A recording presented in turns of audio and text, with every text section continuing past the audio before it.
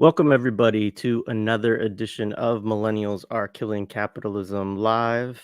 Um, it's been about a week since we had a discussion. It's been a hell of a week. And initially, when we planned this with Hiram, I wasn't actually thinking in my mind that it would be the morning after the close of the DNC, which is just perfect for this conversation. So it lines up really well, hopefully, for a lot of folks. And wanting some type of reaction. Obviously, that's not the basis of this primarily, but we will talk about it because how could we not? So we're going to be talking about, obviously, from the title, nonprofits, the Democratic Party, and counterinsurgency. And I should say, because I've had some folks push back on the use of the term counterinsurgency lately, and so we could talk about that in a longer discussion. But what do we mean? We mean really the disarticulation of radical social movements, right? That's, I think, a way to talk about it. And anyway, we'll get into more of that as well.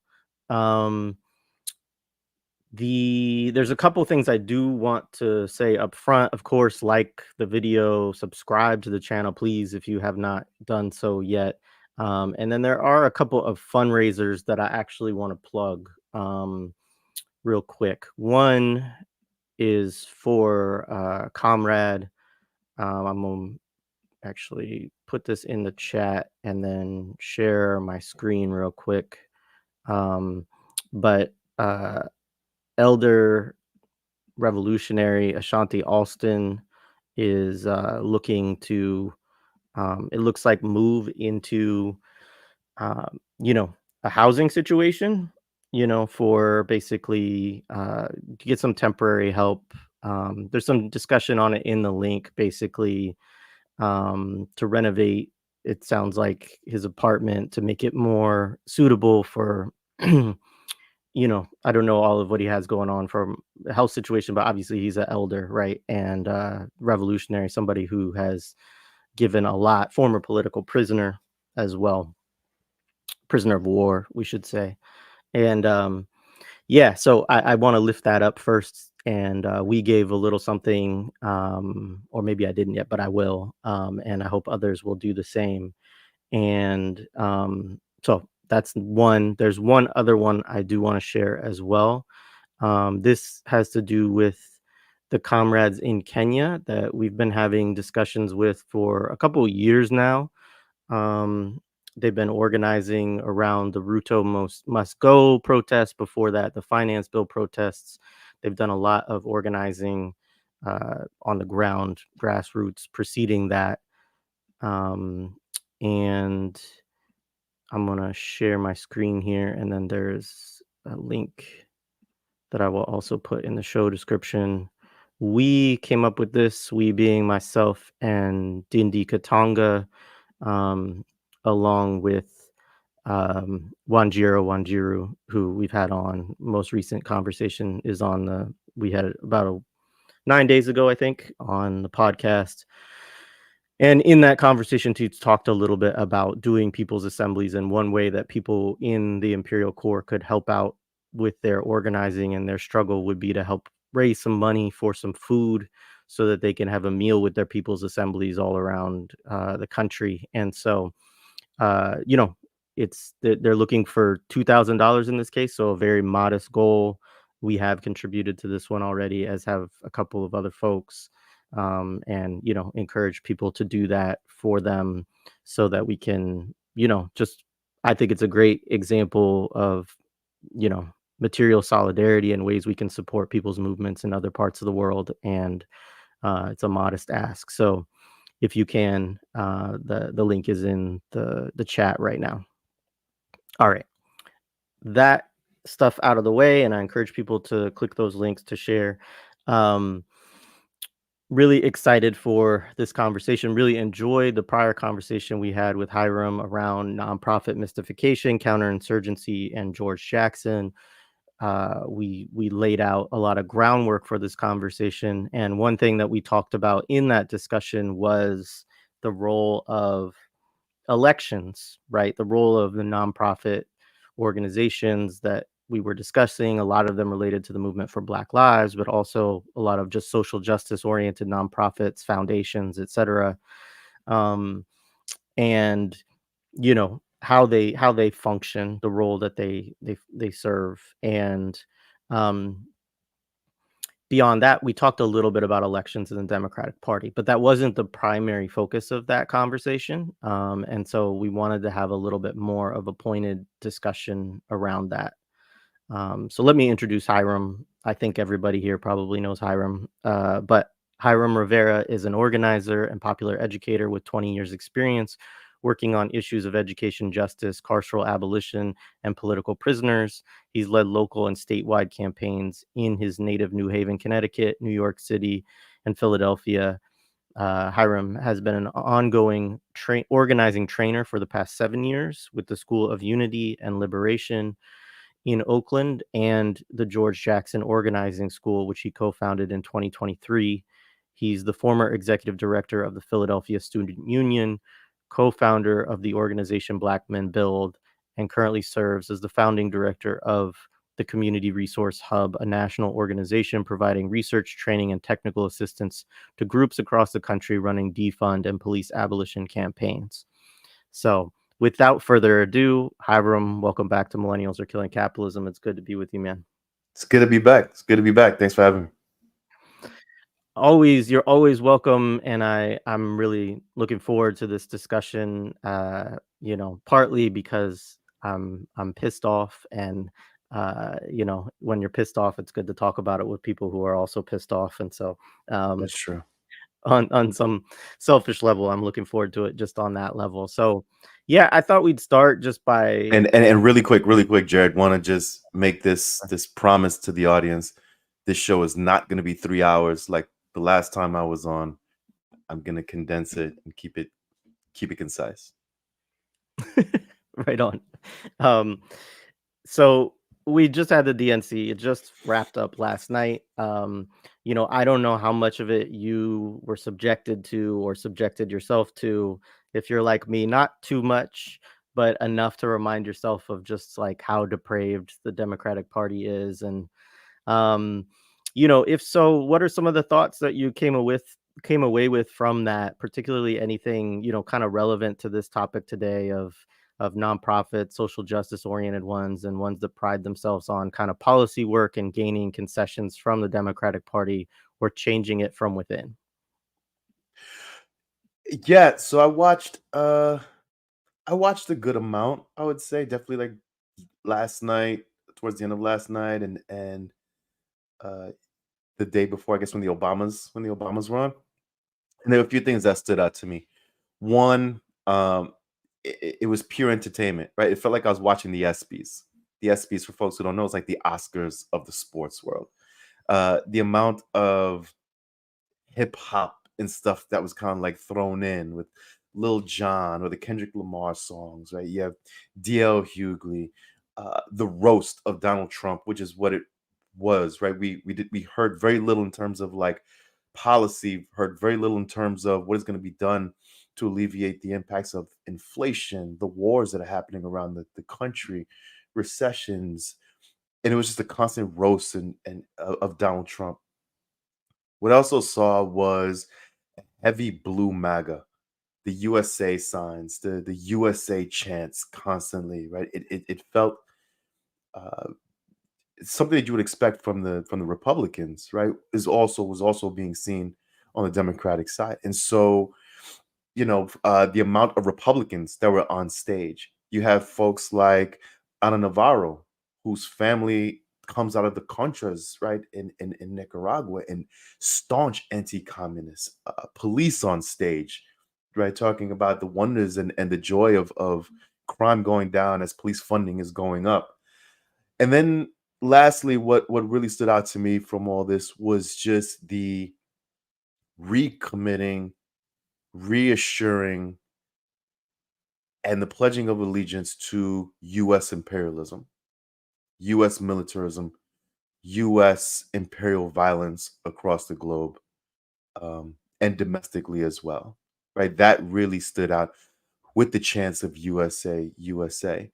And so for me, the illusion, as when we get to the nonprofits and those folks who are constantly screaming that, well, Trump is going to be worse. It can be worse. There's less of evil thing. It became very difficult to see which side is actually the lesser evil side, because they're both touting the same jingoistic, imperial, violent rhetoric, positioning, and yeah, so I'll leave it there. But those things really, really stood out to me. So in terms of like working people and what working people got out of that, outside of like seeing your favorite entertainers up there dancing and hooting and hollering and cracking jokes, you saw very little besides a commitment to more violence in Palestine, more violence in the Ukraine and Russia, more violence domestically here in the US, and very, very little to nothing in terms of actual solutions to the problems that are plaguing the working class here in this country. Yeah, absolutely. I mean, even the classic, like, we can't say working class, we have to say middle class, right? Which is like a good old Democratic Party standby. As Ricky says, beautiful gowns, beautiful gowns. All right. I Yeah. mean, Thanks. and Go real ahead. quick to the point about what you're saying about changing it from within, right? We also saw the darling, or once darling, of the squad, AOC, completely sell all the way out, right, on stage to the machine. Again, proving that this machine that has been built for over 200 years, and 248 at this point in this country, right, cannot be reformed from the inside. Capitalism cannot be reformed. US empire cannot be reformed.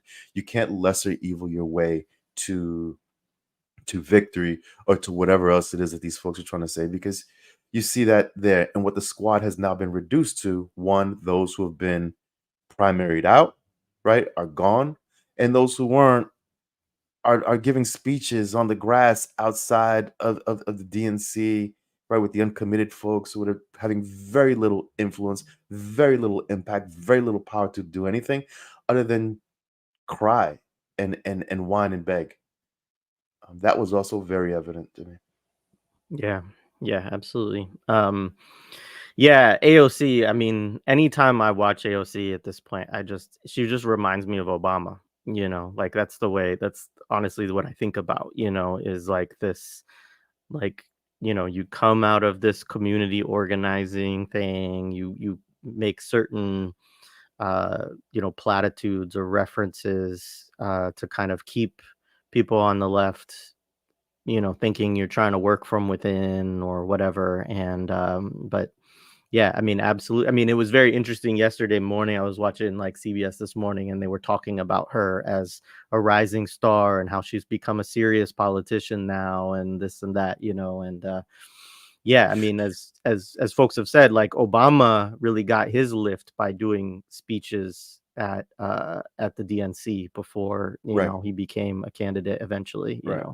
And that idea of seriousness is going to be a reoccurring theme throughout all of this, Yeah. especially when it comes to the nonprofits, especially when it comes to, right, trying to change things from the inside. And also the lack of seriousness, because what was also shown at the DNC is just how unserious, out of touch, and out of tune a lot of the so-called progressives, so-called socialists who are leading a lot of these nonprofits, who are coming out of so-called socialist formations like the Left Roots folks and or North Star socialist organizations, right?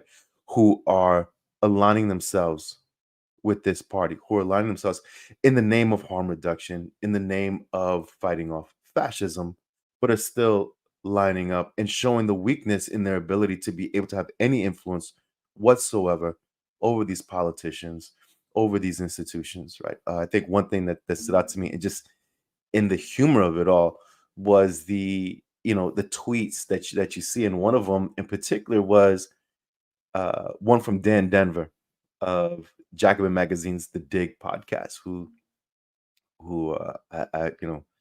Dan has been a cool guy to a lot of us here in Philadelphia, but he posted this tweet, a picture of himself as an alternate delegate for the uncommitted movement, fist bumping the grandson of Jimmy Carter, right, who was proud and happy to see that he had a keffiyeh on. He fist bumps him and then goes on stage and talks about how Kamala Harris, right, is basically carrying on the legacy of her father, Jimmy Carter, who was right is seen as this darling of liberalism and social justice, right? And so it's this weird thing. It's like, wow, you have a keffiyeh, cool. I fist bump, Jimmy Carter's grandson, and he goes up there and says that Kamala is the second coming of his grandfather. It's just that where we're at, right, and the lack of seriousness and the joke of it all when you're looking at this. So that definitely stood out to me. Yeah, no, that's a good comment. Rebecca says she wants it to be 3 hours, Hiram, so, you're gonna have to contend with that. So anyways, yeah, we wanna talk about elections and nonprofits, obviously, particularly social justice-oriented nonprofit organizations. We've talked about the relationships to the foundations that fund them, and then also thinking about these things alongside the Democratic Party. And I wanted to start, thinking about this in relation to social movements. Um, Again, I'm not married to the use of the term counterinsurgency. I think it's helpful to kind of understand the processes, but um, some of the feedback I've gotten on that, just to be clear for folks, is like, some people want to maintain counterinsurgency as a term that clearly articulates that state actors, being the FBI, the police, the army, et cetera, are leading that campaign with a particular chain of command, et cetera, right? And that they think that talking about social movement disarticulation, right, is a broader thing. And my subtle pushback to that would be, if you read the counterinsurgency field manual at this point, it's quite clear that they're very interested in, and there's a lot of overlap and support within these different spheres, so that when we talk about civilian institutions, that these are places that have been trained or have learned logics of counterinsurgency. And sometimes they don't learn it under that name. They might learn it under management or, something else. But that's what we're talking about. And so obviously we have the movement that we were talking about in this moment is the Palestine Solidarity Movement.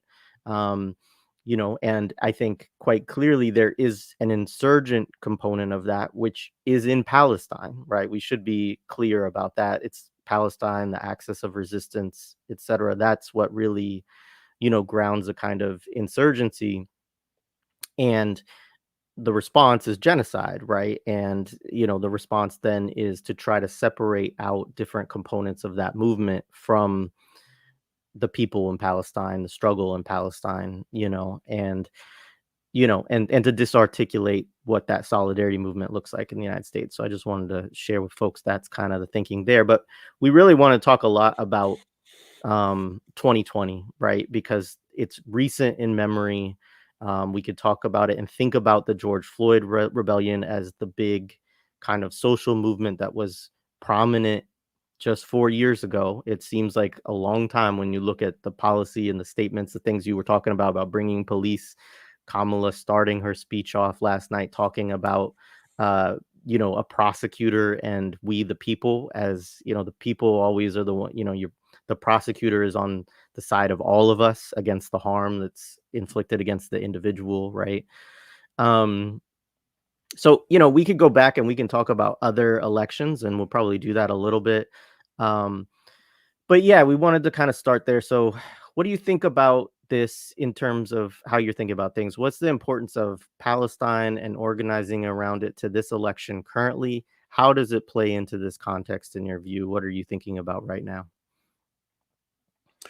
Um, Palestine in this election. One thing that pops out to my mind is the article by and please help me correct the name if I get it wrong. Abdel Jawad Omar, right? The question of Hamas and the left, where very clearly outlines the reality that exists, right? This the way he frames it, the secret hostility that exists inside of Palestinian politics, in reference to like resistance and specific types of resistance, right? It talks about the difference between a politics of raw resistance and the politics of accommodation, And I feel like that also plays out in a different way, right? But to extent here in the United States. And so the the struggle in Palestine in relation to these elections, the struggle of Palestine and the Palestinian resistance and the whole axis of resistance, what it's done is it has shown Israel to be the paper tiger that it is. It has shown Israel to be a military base of the United States that cannot survive without US funding, without US bombs, right? It does not exist without heavy, heavy, heavy US intervention, have US resources, right? US support. What it also shows is the weakness and just how much the States is also a paper tiger. In that, with all of its billions of dollars, with all of its bombs, it cannot defeat rebels in Gaza.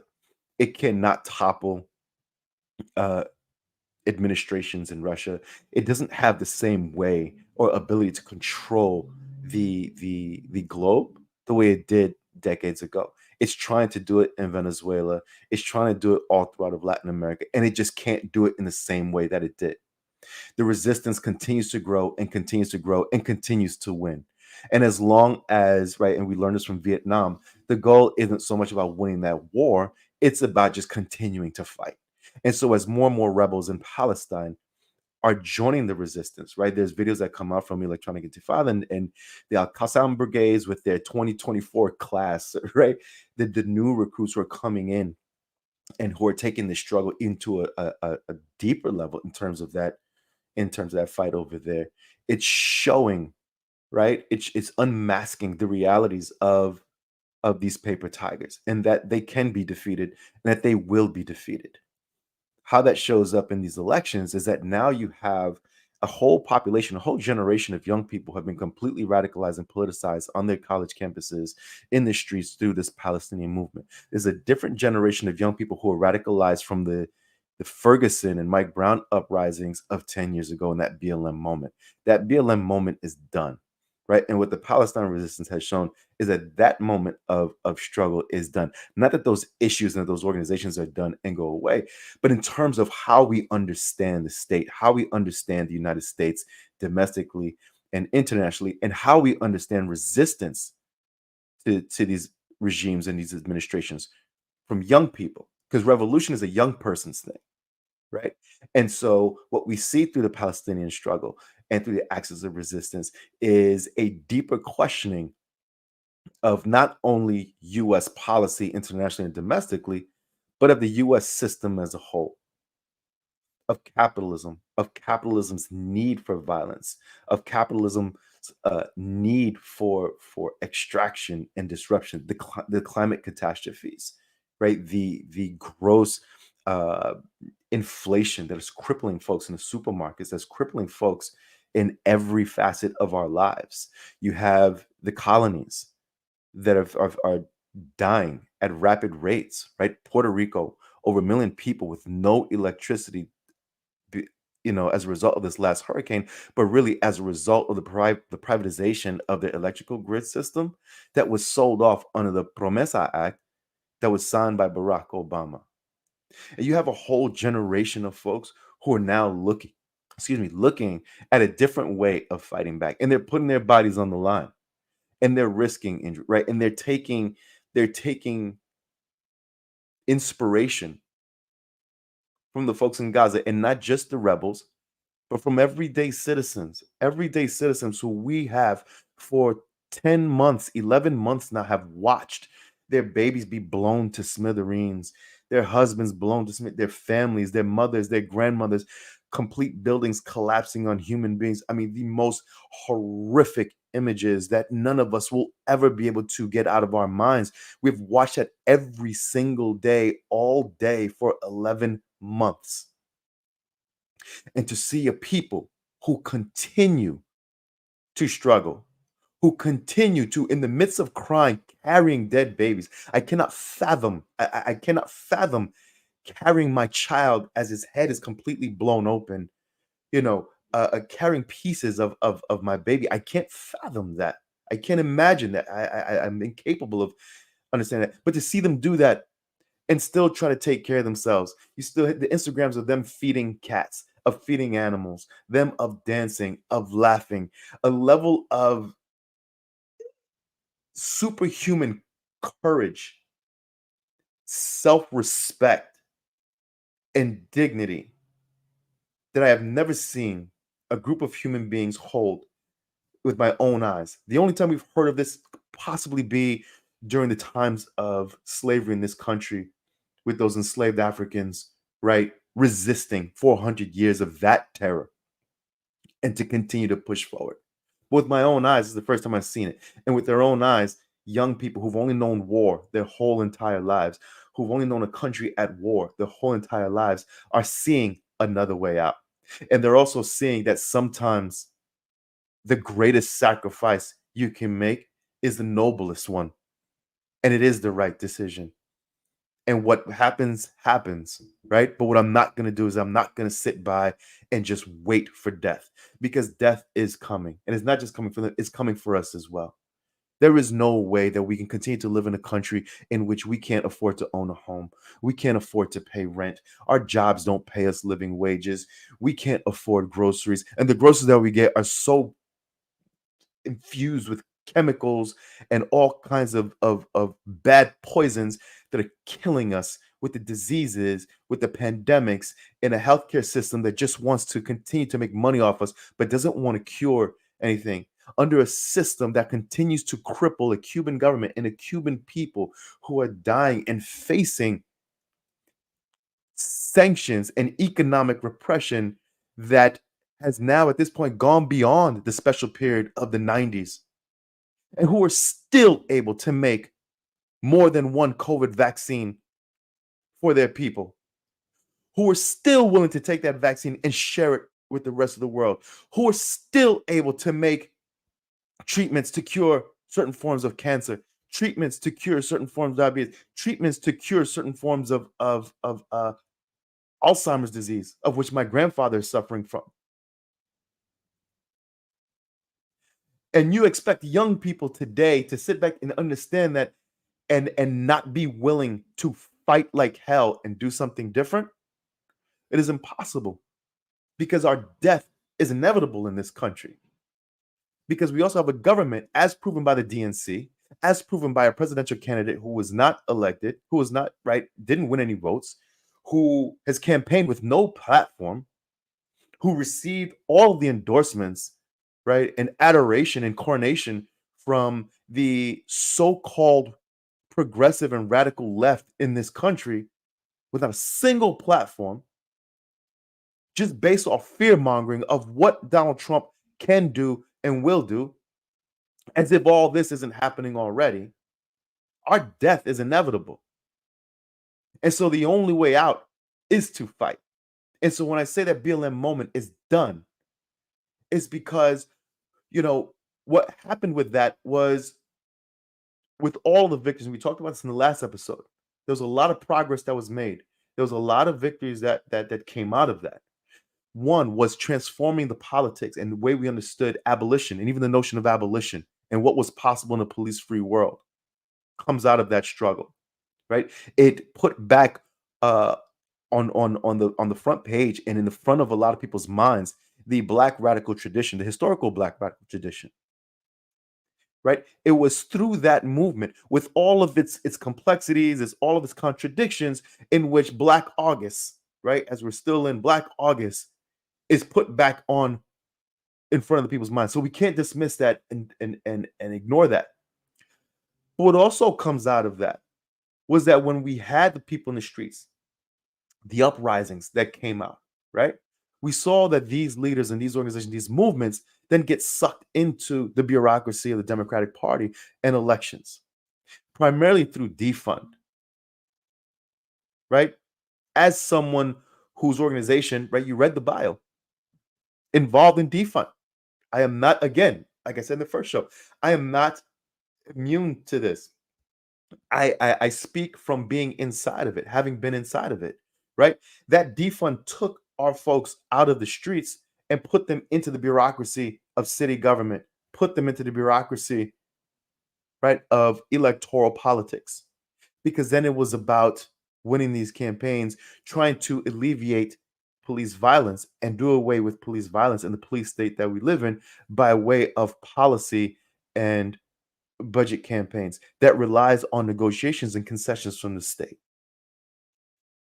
That then catapults a certain milieu of that ruling clique of that movement into closer proximity to the Democratic Party. That shows up in the elections in 2016, that then takes full form with the election in 2020, when you had the campaigns for Elizabeth Warren, there was the Bernie stuff, the vote blue no matter who.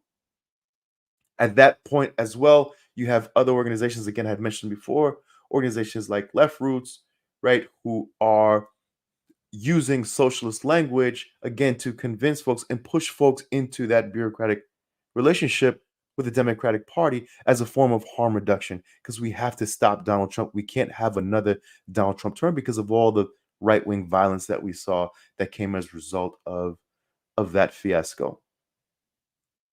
And what it ends up doing is it becomes a form of right opportunism, what Lenin referred to as right opportunism, where you're taking the revolutionary moment, you're taking the revolutionary language, and you're wrapping it back up in bourgeois politics and reformism under the guise of being radical and revolutionary.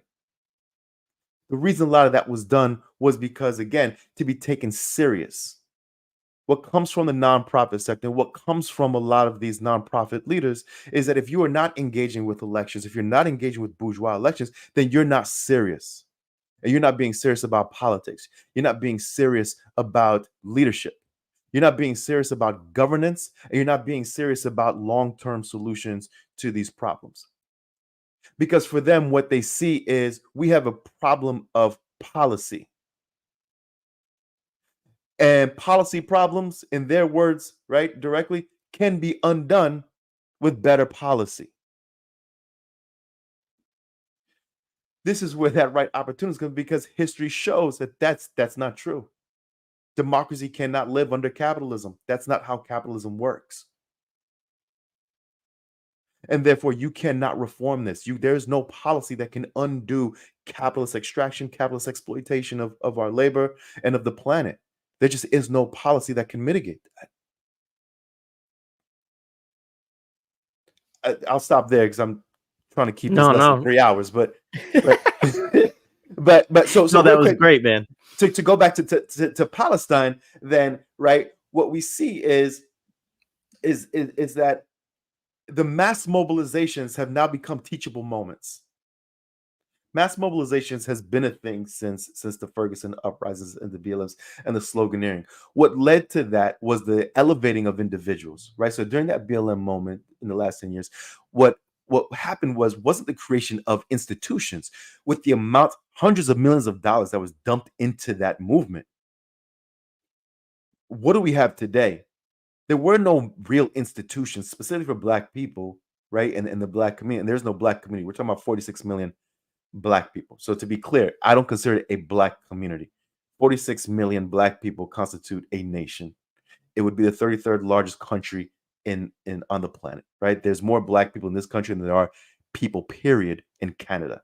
So, and I say that because that means that with that then also comes a number of class differences, religious differences, cultural differences, like any other country.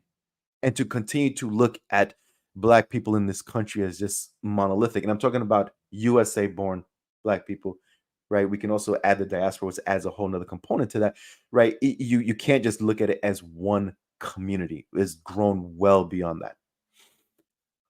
For that population that was centered in that moment, what was built? Were the institutions that were built? If we were told that we have a growing fascist problem, a neo-confederacy, as it was called at the time, especially in the South, where they feel this the most, right? And they bear the brunt of this fascist assault the most.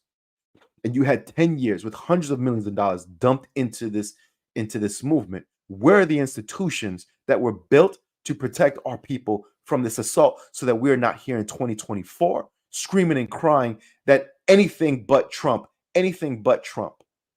You told us in 2020 that's why we're voting blue no matter who, so that we can stop that. We didn't build institutions, but people, individuals were elevated. Individuals were elevated. What you see now with the mass mobilizations here around Palestine, and I added the politics piece to it, right? Where it's dealing directly with US imperialism, US, right? And again, it's context. So we take it, right? The moment that we're in dictates a lot of that, to be fair to the movement in the past, right? Internationally, we are in a different place than we were 10 years ago. And so to be fair and put everything in its proper context. But what we see with this movement is that this movement is building on where that one left off, and where that one veered into the electoral and the bureaucratic roles, the Martha's Vineyard excursions, the celebrity activism that comes. We're seeing something very different in this moment, and not to say that this moment doesn't have those same traps as well. Right? Because the Palestinian movement also has its insiders. It also has its folks who are in close proximity to the Democratic Party in the name of seriousness and strategy. Because the excuse for all this, and I use my words intentionally, the excuse for all of this, we're siding with genociders, because you will go down in history as siding with genociders, the people who have provided the funding, the bullets, the bombs, who have completely forever ingrained and burned in our memories. Mine and my 15-year-old son's memories, images of absolute horror and death that the global South has been experiencing for years. Let's not forget the millions of people who have died in Iraq, the millions who have died in Afghanistan, the countless and tens and thousands and hundreds of thousands of folks in Latin America since the 70s until now, executed by right-wing paramilitaries, by violent coups, and what they're trying to do in Venezuela now. To side with that openly when it has not been any clearer in the history of this country. Oh, history will never forget that. And that is a bold move. That is a bold move. And the Palestinian movement is not immune from that, right? As we see with the uncommitted folks who at this point have been reduced to groveling for any form of recognition. Just see me. Just see me. They want to have a speaker on stage. Why? Why would you want a Palestinian to stand in that military party, that coronation of imperialism and US terrorism? Why would you want a Palestinian and say what to a crowd of people chanting USA, USA, USA, using those vote signs to hit women wearing hijabs in the stands who dare to boo Joe Biden? What would they say to them? And in turn be faced with what? What do you think they're going to receive? Right? And the speech that was supposed to be written, right, it's written in the Nation, but I mean, it says they are ready to endorse and support Kamala Harris. The uncommitted movement is fully committed. They have their movement celebrities and their movement activists, people like Linda Sarsour, who's been doing this work for a very long time, and who also is in close proximity to the Democratic Party, is close proximity to foundations, is close proximity to the BLM movement, because it's through that alignment with that BLM movement and those individuals was elevated as a person of leadership, but has a very different approach on how to attain that leadership. It is not my place to tell the Palestinians which side is right or wrong. It's just saying that there are a number of different approaches, a number of different people in this moment. It's not all on board with the Qassam brigades and the resistance in that country. It is a wide range of politics and things that are moving at the same time, fighting for the hearts and minds of the people who are being politicized in this moment and are looking for answers, who are asking a lot of questions and are looking for answers. But it is those contradictions, is those intercommunal struggles that are happening that we're seeing play out in real time, and because of social media, that asks the hard questions of what needs to be done in this moment where people's families are being absolutely obliterated. I have no doubt in my mind that any of them, be they uncommitted, be they limited, are not deeply, deeply committed and trying everything they can to help their people.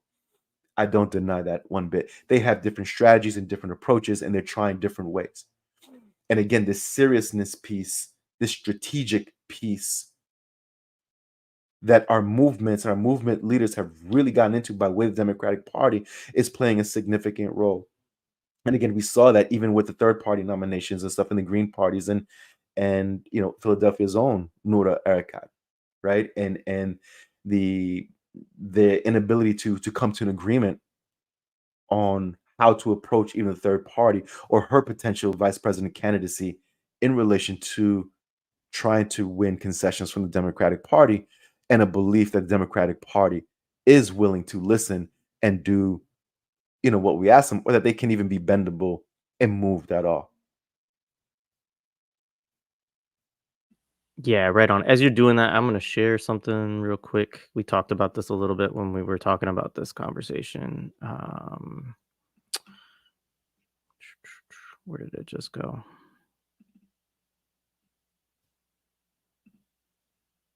I don't know what I did with it. Anyway, this was the within that, one of the conversations I had recently. I think it was one of the ones on elections and counterinsurgency, which I've done a few of now. But basically, talking about these categories, right, of realists, idealists, opportunities, and pragmatists, and opportunists and pragmatists, and the ways that counterinsurgents, on a very, this is just kind of a basic level, think about these different groups and create different appeals to them, right? They know that for the most radical folks, the most committed folks to, say the folks that see themselves in solidarity, or at least um, believe in the struggle of the Qassam brigades and the resistance as a legitimate, struggle, right? The the the counterinsurgents know, and this could be Democratic Party people, it could be whoever. It's who's trying to appeal to these movements, who's trying to disarticulate, who's trying to break them up and bring people into their fold, right? They know that those folks cannot be they can't win with those folks, right? They're not going to convince you, Hiram. They're not going to convince me. They're not going to convince a lot of members of our audience today Right. that, yeah, we should vote for this. Our strategies are going to be different. We're going to be trying to think about things differently in terms of how we organize, what we would want to do, what messaging we want to put out there, etc. Then there are idealists, people who, it might be they're just opposed to genocide, right? They would like the idea of a free Palestine, right? But they're not approaching it from some materialist analysis. It's more just a kind of moral or idealistic solidarity, that also sometimes can lend it to thinking that is like, um, just thinking that you could sway potentially the Democratic Party to a different point of view, right? And then there's the pragmatists, right? Those are the people who are real serious. They, again, when we talk about serious people, they're the Right. ones, they have a The strategy, they have a strategy. plan. Hmm. They've written it out, they've developed it. They've thought about how they're going to get there in 10 years or whatever, right? And they're going to approach, and they're going to struggle. Like you said, these people are, it's not that people are acting in bad faith. There, of course, there are going to be a few of Right. those people, but for the most part, people are acting in good faith. It just has to do with some of their personality, some of their orientation.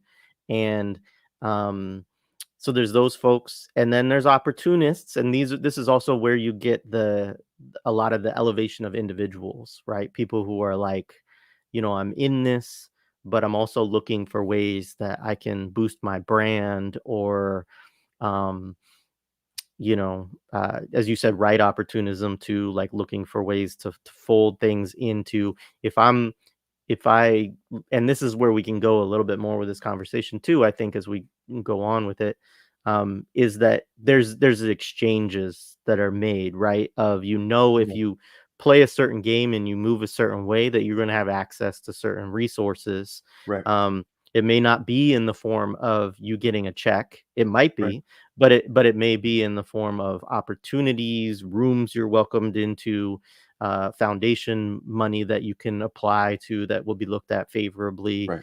all kinds of things like that. And so they look at these different groups and they create strategies or appeals to different ones to bring them into different positions, right? So that Mhm. then what gets what gets broken up is this larger movement, which, in Right. order for us to be successful, we do need multiple people, right? We need Right. people that are going to be in these different camps. um and again, like, when you talk about, as you're talking about institution building and stuff like that, or party building or organization building, to me that's, and I'm more in this camp probably now than I have been a lot in my life, of that's the value, is you can build structures that are capable of politically educating, holding people together, strategizing in a unified way, building coalitions and alliances, etc. um because, yeah, we don't want to just lose. That's the other thing, is we can't keep cycling through movements where we lose people just because they're a little bit Right. idealistic or a little bit pragmatic or a little bit opportunist. Like, we do need a lot of people, and people are going to fall into different categories of this.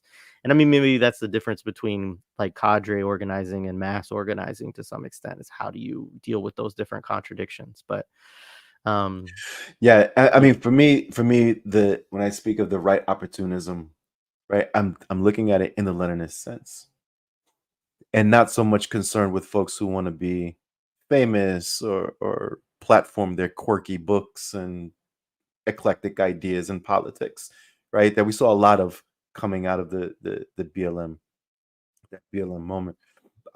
What I'm talking about are these folks who identify as socialists, these folks who identify as revolutionaries, and who are making conscious decisions to move people into pragmatic reformism, who are making conscious decisions to abandon the struggle for socialism in this country, right, in the name of winning reforms uh, in the immediate, right? Um, there's a Marx quote that said, "The democratic bourgeois, far from wanting to transform the whole society in the interests of the revolutionary proletarians, only aspire to change in social conditions which will make the existing society as tolerable and comfortable for themselves as possible." When folks are screaming and yelling, these genociders, these very people who we're talking about, are going to continue, are basically funding and killing people in Palestine, but are also committed to killing us here in this country. And you retort with, well, it could be worse. It could be worse. What do you think Donald Trump is going? And that's all you can say. What you're saying is that you're merely concerned with, again, the comforts for yourself and what is tolerable for yourself. And what you clearly identified in the beginning, you're not even talking about the working class. You're talking about this middle strata, this petty bourgeois group of individuals for whom you represent, for whom you come out of, and who you represent. And that then expect some sort of trickling down of freedoms and alleviations to come down to the working class. You do this while touting and waving a red flag. That is where it becomes this right opportunism, because what you're trying to do is you're becoming the new misleadership class and have become part of that new misleadership class. You are taking the very real, these movement leaders, to be very real, and I was reminded of this in talking with a friend of mine, is that they don't have the hearts and minds of the majority of the people. They don't have the hearts and minds of the majority of Black people in this country. The everyday common Black person cannot tell you who the leader of the Working Families Party is, cannot tell you who the leader of Enfrabil or any of these organizations, nor do they care. What you do have, and what they do have an incredible amount of influence over, are younger activists and younger organizers who are coming into these nonprofit organizations, who are seeing them platform, who are seeing them, and who are being touted as this is leadership, to then shape, reshape, and misshape their politic, to understand that being serious, being strategic, means following this very bureaucratic but also nonprofit style model of having your 10-year plan with these actionable items and these specific outcomes and indicators that can be measured, right? And that you are able to win concessions from a target or from potential power players in a way of building up your own power. And this is organizing, this is community organizing, of building your organization's power to win more concessions and more power. And then at some point in time, they flip it and then we will be in the seat of power. That has never happened, and that never will, because that is a gross miscalculation of the US system, of politics in this country historically and contemporarily, right? And of capitalism. And they know this. They know this. What Palestine shows is what George Jackson called out in Blood in My Eye, what he said: repression exposes. Quote, by drawing violence from the beast, the vanguard party is demonstrating for the world to examine just exactly what terms their rule is predicated on: their power to organize violence, our acquiescence. You are training a new generation and generations of organizers and activists, like you did in the last 10 years, how to acquiesce in the name and under the guise of resistance. That is liberal cowardice. That's liberal cowardice. You don't believe in the people. You don't believe in the power of the people. You don't believe in the teachings of your own ideologies you supposedly hold up. You don't trust it. You don't believe the history of anti-colonial struggles across the country and Marxist revolutions across the country. You don't believe in it. You don't believe the power of insurrectionist direct action, not performative ones that we had seen of purposely getting yourself arrested for, the clicks and the views and cool Instagram posts. But insurrectionist direct action, as we see with the folks from Pal Action, who have borrowed heavily from an anarchist tradition of insurrectionary direct action, right? And being able to close the Elbit facility up in Cambridge, Massachusetts. Because to go back to Omar's article and the question of Hamas and the left, right? You have a disdain for a particular type of resistance. Violence got us into this situation.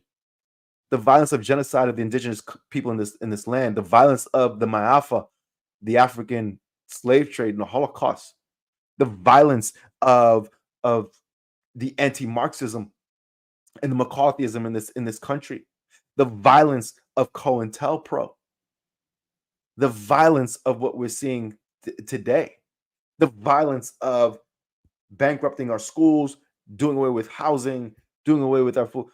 It is going to be violence that gets us out. And I'm not saying that to grandstand. I'm not saying that to sound cool. It is written in history. This is an incredibly violent white supremacist settler colony that is trying to hold on dearly to its control and its rule in this country and internationally. And it's not going to go away quietly. It's not going to be like, okay, you guys won. You got it. We're seeing that. George Jackson, Blood in My Eye, 1971, already said fascism is already here. Fascism, if we understand fascism to be the monopoly capital conquering and control of the state. This is what we have. Kamala Harris doesn't need a platform because Google, Amazon, Raytheon, Lockheed Martin, Tesla, they will give it to her. They are the shot callers. When Zelensky comes from the Ukraine to speak before Congress, when Netanyahu comes from occupied Palestine to speak before Congress, who else do they meet with? The pictures are there. They flaunt it. They have meetings with the heads of Raytheon, Lockheed Martin, Boeing. Every 4 years, the person who sits in the Oval Office changes. The people who rule the country doesn't. 100%. and ain't no policying that away. Right? And so to wrap it up, If we're scared that fascism is coming with Donald Trump, then you have no understanding of what fascism is. One person doesn't bring it, one person doesn't take it away. Fascism is already here. What we're seeing is the not only the corporate control, monopoly capitalist control of the state, of the bourgeois state, but it's also its jackboots, its violent jackboots. The building of cop cities all over this country is not because of crime, and it's not specific to just black identity extremists as they refer, but they understand that capitalism has no interest and no capacity to alleviate the contradictions and the violence that's being enacted on working people and middle class people in this country. And that at some point, enough is going to be enough. And they're going to need forces to suppress that and put that down. As the numbers, I mean, they talk about birth rates and all these things in 2050 and who's going to be the majority populations and all this, they're preparing to turn this country into Palestine. They're preparing their institutions because the right always works 50 years ahead. We are always 50 years behind the fascists and the right. They're building the mechanisms and the institutions to turn this into an apartheid state, dominated by a racial minority, right, violently over the rest of all of us. And so these individuals who are constantly saying, oh, well, it could be worse, it could be worse. It's already worse. Worse for who? Worse for the millions who are houseless already?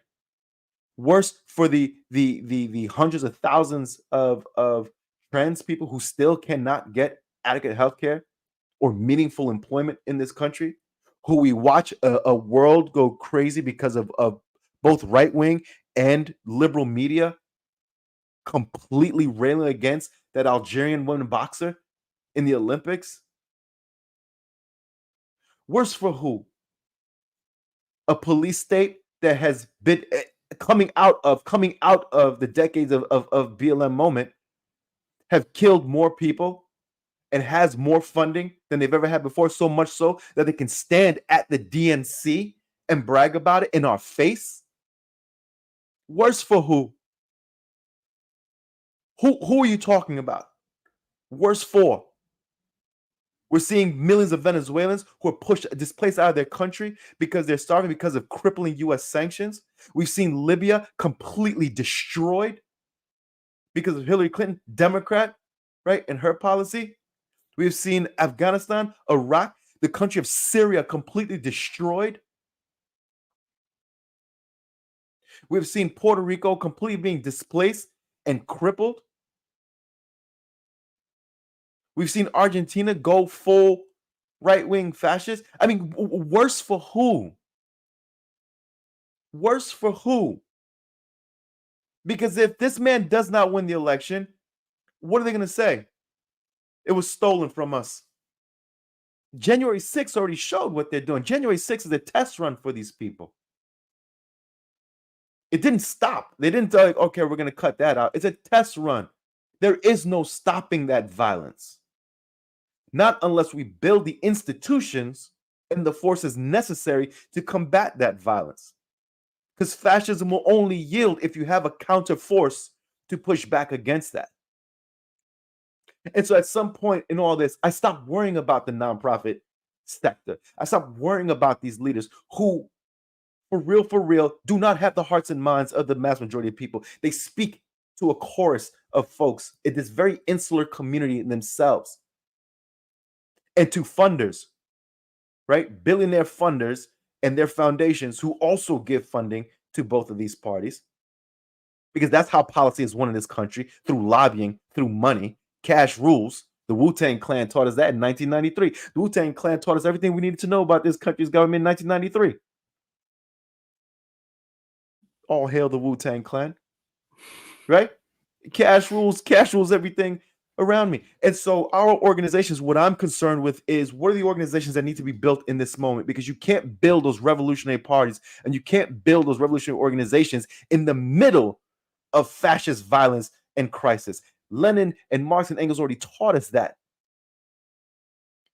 right? It's written. This stuff is historical. So these organizations who we have today, what are you doing to build the capacity of your cadres, of your members, and I'm not talking about liberal cowards and fake socialists who I'm not going to continue to name or whatever, right? We're talking about folks who are very serious about what's happening in this country, very serious about organizing the working class, very serious about rebuilding a labor movement that goes back to its traditions, right? Of not acquiescing and wedding itself to the Democratic Party the way they did during FDR's New Deal, followed by the CPUSA, who also did the same thing. And now we're continuing to see the consequences of that, right? Almost 100 years later. What are you doing to build the revolutionary parties necessary to combat both in a battle of ideas with the fascist right, but also with the force necessary to combat that force that is coming to our communities, whether Donald Trump wins or not? Absolutely. And yeah, I mean, I appreciate that. And maybe we could talk a little bit more about, you know, about how we get serious about some of that organizing as well. Um, you said something I wanted to respond to. It wasn't Wu Tang is for the children, but Wu Tang is for the children. Uh, let's see. Yeah, anyway, you said a lot. The one thing that stood out in my mind too last night is Kamala Harris talking about the opportunity economy. I mean, this was like such a what a like neoliberal, phrase this is, right? And that's what I wanted to say is I think it's really if we just you and I talked about this a little bit, but we just track the trajectory. I mean, we always move right, right? And so it's like Capitalism always moves right. it moves It right. always moves right. And Kamala Harris's platform, whatever it is, we don't have the actual thing, but the things that she has spoken about and said that she's going to do are things that Donald Trump running on or ran on already. I mean, a lot of it is a tactic. Even they had this discussion of freedom throughout the DNC, right? And really, it was like an attempt to sort of co-opt the right wing talking point about individual freedom within the Hmm. United States, right? We need the freedom to what were some of the things that they used? I mean, obviously women's freedom, right, is a big one that, the reproductive freedom discussion. But like all of these things, right, they're actually in a moment, if you watch that DNC, and compared it to you know, the RNC 4 years ago or so, right? Like you would be it would be very difficult to tell the difference on a lot of Right, those issues minus a couple points, right. maybe the complexion of the audience, right? And so on. Hmm. But um yeah, anyway, I just wanted to say that. But let's talk a little bit about one of the things I did want to talk about is the change from Joe Biden to Kamala Harris and how this changed things this year. Because for me, when it was Biden Trump, it there to me it felt like there was even a greater opportunity than we have right now. Now maybe that's not the case. Maybe the opportunity is still there and you're going to get people who are even more committed in this moment because they can see through the politics of representation and all of that. Um, but I think certainly the shift to Kamala Harris as a younger person, Hmm. right, as a woman of color, the first South Asian potential president, the first black woman potential president, um, that you see that. I mean, and that was a lot of what was kind of made the DNC this year as much as I want to say negative things about it, it was certainly much more vibrant, much more of a party, than what we would see if it was, Hmm. Sleepy Joe up there, trying to like make it through a speech, Right, you right. know, so, um, so anyways, what has been some of the, how did this shift things in your mind in terms of how people were engaging with this election? And yeah, I mean, if you want to talk about the opportunities that are there or the ways it set certain things back.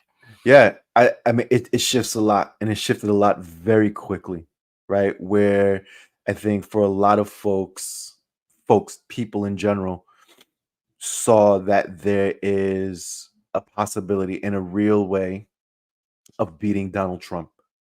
I think when Sleepy Joe was up there and, like you said, struggling with whatever he's struggling with, it was pretty much like a foregone conclusion that Donald Trump was going to win, and folks were kind of like accepting that and preparing for that. And what has shifted and has changed is like there is a real opportunity to fight this. There's a real opportunity to actually win, and it's an all-out press to do that. It is this understanding that Donald Trump is the face of fascism, and that while the Dems are not perfect in any way, as proven with the genocide in Gaza, that it fails in comparison, right? To compare to what Donald Trump is going to bring. What it changes is Kamala Harris raising $204 million in the month of July alone. 4 times more than what Donald Trump raised in that month. Right? It changes things like parties, like Working Families Party, I think was one of the first to endorse Kamala very quickly, early on, without a platform, without agreeing to any commitments or concessions on her part. It was an immediate endorsement. I think I've never seen them do that before. I don't think I've ever seen anyone do that before, because of what that meant in terms of the possibility of beating Donald Trump, and by proxy of Donald Trump, right-wing fascism.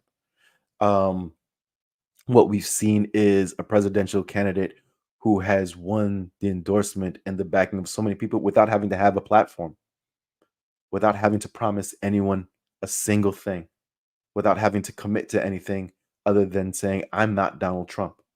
And that being enough because of the fear mongering and the fear of what Donald Trump represents, and not just what he represents, but his ability to open the door to a wave of right-wing fascism that this country hasn't seen in centuries, has been more than enough, right, to get everybody on board, and not on board, but also fall in line. What we see is the Democratic Party, in all of the nasty work that they do, because the Democratic Party is nothing but nasty work, is using tropes that come out of the previous movement, that comes out of the previous struggles, right, around police and Black lives, and all that, of joy. Her campaigns around joy, right? And so you appropriate these concepts and these practices from the previous movement, and you wrap yourself in that language for the sake of presenting a certain level of blackness, right, and connectivity to that segment of folks, and to mislead, right, to speak very strongly against protesters, and I'm talking and I'm doing that as a way to present a strong womanhood in the face of a never-ending struggle of women to be heard, of being silenced by men in this country, right? Playing on all of these tropes has pumped a lot of energy into a Democratic Party that was just dying in a sinking ship under Joe Biden. And with this genocide, going back to the student movements, to the student campus and the student protests. And so it's going to be really interesting to see how those two forces contend with each other when the students come back to campus, right? How do those things contend? Because while she is up there saying, joy, and again, this is all appropriated language that comes from, the intellectual work and the ideas and the experiments that were coming out of that movement for Black lives and Black Lives Matter moment, right? When you had authors and writers like, Agent Marie Brown, who would write books on pleasure activism and the emergent strategies and all this, right? A lot of different ways of approaching these things. The elevating of fictional writers like Octavia Butler, right? Almost to the same level of Frantz Fanon for a lot of folks, right? They're appropriating those experiments and they're appropriating those ideas in service of their own genocidal and warmongering and militaristic aspirations. And so you see that nasty work being done on behalf of them to present some sort of connectedness to that base of folks who is also being weaponized on Twitter against the Palestinian movement. right? And then again, rehashing the trope of, you know, our ancestors died for this. And so you go back as if we didn't learn our lesson with Obama and all those folks who were in line and posting pictures on Facebook, who they have since taken down, crying in line because they were voting for Barack Obama and they were doing, history's work and the Lord's work, and they're crying with their "I voted" stickers, right? And like, oh, we learned our lesson. Fool me once, shame on you. Fool me twice, and I don't know what that George W. Bush, fool me, you can't fool me again, right? Because here we are, and they're doing the same exact thing. They're doing the same exact thing because you have weaponized that particular piece of Black history in this country, right? That is the struggle for the right to vote. That isn't, is something that has to be dealt with carefully and respectfully. Because I was reminded by a good friend of mine, Brandon, is that for Black people in this country, and specifically US born Black people in this country who have a very particular history of violence, of dealing with US violence in this country and repression in this country for over 500 years at this point, see their humanity as being tied to that ballot. Because there has been no other point in history, no other mechanism in this country that has allowed Black people's humanity to be respected in any way, shape, or form, or for any material benefit to come to them, if not by way of that ballot. And so it is not oftentimes this blind loyalty to the Democratic Party or whatever, but for people who have historically in this country have sat at the bottom alongside indigenous family members, right? At the bottom, that is the only thing that exists to validate and hold and maintain their humanity in this disgustingly white supremacist, violent country that is the United States, that is built, lives, thrives off of the consumption of Black labor and Black bodies. And you weaponize that for folks. And so what you posture is like, we have an opportunity. Here is a woman who has an opportunity to break the glass ceiling, and we can elect the first woman president and the first Black woman president who has promised you nothing, who has committed nothing to you, who has said nothing in terms of how she plans to alleviate all of the issues that you are facing. And what they do is they use the joy, they use Black faces, they use Black leadership to hop on board with that and to try their best to push more and more younger folks into going along with the Democratic Party. A Democratic Party who historically and has always lost on purpose. The Democratic Party does not have to win your votes. The Democratic Party does not have to give you anything because of that threat of right-wing violence that exists all the time. But it is those Democratic losses, and it is the Democratic Party losing on purpose and not giving you what they promised, that then the Republicans capitalize on when they come into office, right? It thrusts them into office because then the Democrats are blamed for X, Y, Z, but they lose on purpose because they're only accountable to capital, and they're only accountable to monopoly capital. And so you see this happening. And so what changes with Kamala? What changes with Kamala is that we're back to this Obama era style, joy and hope and the possibility of a historical moment of yet another Black face occupying the seat of global imperialism, right? And now in the face of the boogeyman that is Donald Trump and the very real reactionary right-wing violence that is coming inevitably. It's coming no matter what. Right-wing violence has always existed in the United States. It will continue to come. There's no stopping that, at least not through policy and elections. Then you get a lot of the nonprofit organizations that are continuing to grow more and more and move into that arena. And to speak specifically to that comes by way of the C4s, And so going back to the seriousness, right? When we had these folks, these movement leaders who in 2020 decided we're going to be serious, right? We're going to think about governance and we're going to take it serious, and we're not just going to be grandstanding. We're not going to be giving hot takes, as they like to call them. We're not going to let the haters, right, give their hot takes, as how they refer to criticism of their policies and their capitulation to the Democratic Party. Right? Seriousness means you're engaging in the electoral arena. Seriousness for funders also means that you're engaging in some way in the electoral process. And so you see more and more nonprofit organizations creating C4 organizations, because that is a virtue signal to the funders and to everybody else and to your peers that you are serious about politics and you're serious about long-term solutions to these problems. That is mere idealism and wishful thinking to think of anything else. Identifying as a red and still saying red solutions is purely idealistic. Capitalist capitulation is the only way that we can get there. And like I'd mentioned before in the first episode of you and I's little series here, right, is that nonprofit directors, as a nonprofit director, I'm telling you, we are judged on our ability to fundraise, not our ability to actually win campaigns. And nonprofit organizations have not won many campaigns in a very long time. When you look at it, we haven't won much in a very long time. And the reforms that we have won are easily rolled back and rolled back.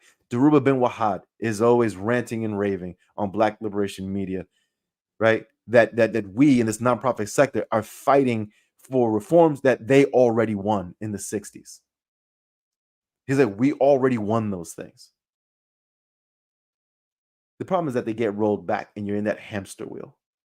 And so if you want to be serious, create a C4, get involved in the electoral arena, get in proximity to the Democratic Party, right? Start negotiating, play on that on that level. And that means that you're serious. Seriousness then means funding. Seriousness means platforming. Seriousness means putting yourself in the room with power players, which then comes a confusion of your proximity to power being the same as your ability to wield it. This is where they come Yeah. with, we can hold them accountable. We can hold them accountable. We can pull them to the left. And as we, as they say, we push them to the left, they're pulling us to the right. Right? The more you say you can push to the left, they're pulling to the right, as seen with AOC, as seen with everybody else who is on record for history aligning themselves with genociders and the funders of cop cities in this country. Absolutely. And I want to even just share or talk briefly a little bit about some of the mechanics, right? Because, we have 501c3 organizations, 501c4 organizations, PACs, things like Act Blue, right? Which organizations can use, but then the portion of those, I don't know how that works exactly, but like people can use it as a fundraising thing, but in general, it's to fundraise for the Democratic Party, and it also puts you in, I mean, this is also like petitions, right? Things like this, like you basically, so I'm interested in maybe if you have some thoughts on this, because like you just talked about the things that make you seem serious to the funders, right? And, so part of, as you said, like a lot of these people are not organizing a base, they're not engaged in real community organizing, but they are engaged in modes of basically, you know like laundering sort of data and sharing, having networks, right, having email campaign, like being able to reach people. A lot of folks, if they are a 501c3, obviously they're not allowed to endorse a particular candidate, but they can participate, right, in like voter education, get out the vote Get kind out the of vote, stuff, get the votes up. you know. And so some of that becomes very implicit too for Mhm. some of these orgs, because it's like, obviously I'm not getting out the vote for you to vote for the Republican or this, right? Or Claudia And and Karina. or Claudia and Karina or the Green Party, right? And so say a little bit about some of the ways that people that are in these spheres that you're talking about um, use their kind of these different organizing campaigns, whether it might be something like uncommitted, or it might be something like within the movement for Black Lives. I can't remember exactly the names, but there were certain ones I remember heavily on the heels of like the George Floyd, protests and mobilizations that Like were the very policy much. platforms, the Breathe Yeah, Acts, the mhm. yeah. So say a little bit about that, like, component of things. Like, how do people kind of work within this system to make themselves seem serious, to be a lever for the Democratic Party, and kind of walk these lines of nonprofit stuff, which in some ways should, right, prevent them from being pro Democrat officially, like. Mhm. Uh, Aside from the funding that comes from it, there's a lot of funding that came from it. A lot of funding that came from that, and the platforming of folks and the elevating of folks that puts them in these rooms with these individuals. Um, there is a genuine desire to find solutions to the problems that our people are facing. These are very intelligent individuals. These are individuals who I know personally, a good number of them, who genuinely have good hearts, who genuinely want to see change made for their communities, especially those who are living in the South, for Black people, and for folks around the globe. These are folks who are heavily influenced not just by the resources that comes by way of specific funders and a wealthy liberal white donor base to whom they're ultimately accountable to, right? It comes to it also includes a series of older generation folks, right? Notable academics, theoreticians who are coming out of that post-Soviet Union class of Marxists or so-called socialists, not Marxists, but socialists, right? It is a lot of their own understandings of where they sit in history and potentially can sit in history and how to like navigate that and maneuver that. Um, and then what ends up happening is echo chamber stuff. I keep referring it to it as a clique because it is what it is. It is a small group of individuals who circulate leadership across these different organizations who are talking to each other, have been talking to each other for the last 10 years, and don't really expand much beyond that group of folks who all agree with each other, who are trying to hold on to their positions as movement leaders because they see themselves as being the gatekeepers or the vehicles by which their communities are able to be in these spaces, in these rooms to negotiate for their liberation and for their freedom, and get sucked in and get sucked into that. Power is intoxicating. That influence is intoxicating. And so then you can be manipulated, you can be used, you can be duped. There are a lot of folks and who I know them who I think if I spoke to them, and I've spoken to some of them, not all of them, um, who don't feel comfortable with what they're doing, who don't feel comfortable with what is being done in their name. Members of these organizations who don't feel comfortable with that, Movement Mission 25 document that North Star organization slash Left Roots put out, but are really grappling with a very real and understandable fear of what could potentially happen to their communities under a Trump presidency, and have allowed that fear of misleadership that comes by way of these very particular types of movement advisors and elders who have their own dismissive and antagonistic understandings of the Soviet Union and the socialist bloc as a whole.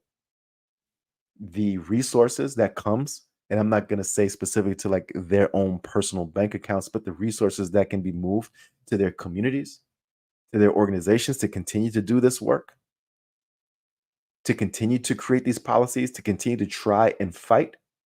At the very least, what they're doing is experimenting. At the least, what they're doing is they're trying something as opposed to standing on the sidelines and just talking shit. That they're willing to put their name, their reputations on the line in service of their people, in service of their communities. And that's how they end up there. Are there individuals that exist who are just in it for themselves? And sure, right? The D. Ray McKessons and those kinds of folks, like the Sean Kings, they exist, but that's not who I'm talking about. That's a completely different thing. And so, I try my best to not name individuals' names because it's not a personal thing, right? This is politics. It's a question of positive differences in politics. And so, for all these folks, that's how it is. Now, when you're talking about the smaller nonprofit organizations, we are in a situation where funding ebbs and flows, and that's the nature of nonprofit. The funding, there are going to be moments, these flashpoint moments, where the foundations feel like we have to dump all our money into this thing. BLM, George Floyd, whatever you want to call that last decade, right? Ferguson, that was one of those moments where a lot of money went in.